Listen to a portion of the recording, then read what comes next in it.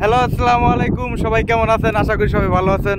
আর আমারে অনেকে বলছেন যে মালয়েশিয়া এবং সিঙ্গাপুর দূরত্বটা কতটুক, এটা একটু যদি দেখাইতাম ভিডিওর মাধ্যমে, তার জন্য আমি এই ভিডিওটা বানাইলাম।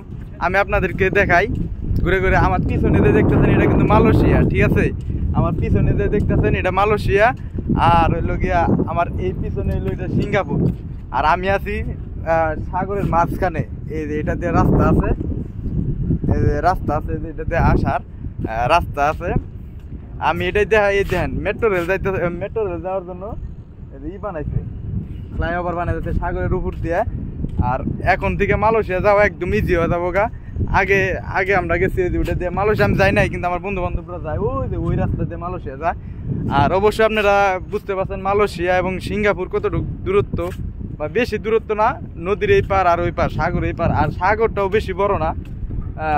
আমার মতো অনেকেই আছেন এই সাগরটা সাঁতরা যাইতে কোনো কিছুই হবো না, বুঝছেন? সবারই সম্ভব এই নদী সাঁতরায় ওই পারে যাওয়ার জন্য। আর সিঙ্গাপুর নিয়মকানুন দিক দিয়ে 1 নাম্বার, মানে সাঁতরা যাওয়ার মতো কোনো নাই, মানে সিস্টেম নাই। ওই পারে গেলে দৌড়া বইব, আর এই পার থেকে তো সাঁতরা যাইতেই পারবেন না।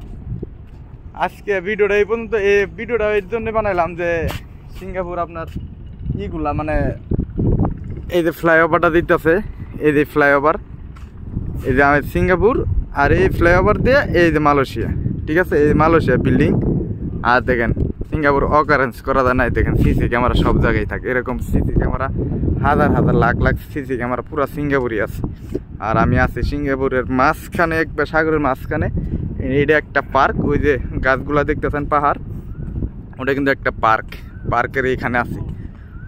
ধন্যবাদ সবাইকে, ভালো থাকবেন। আর আমার এই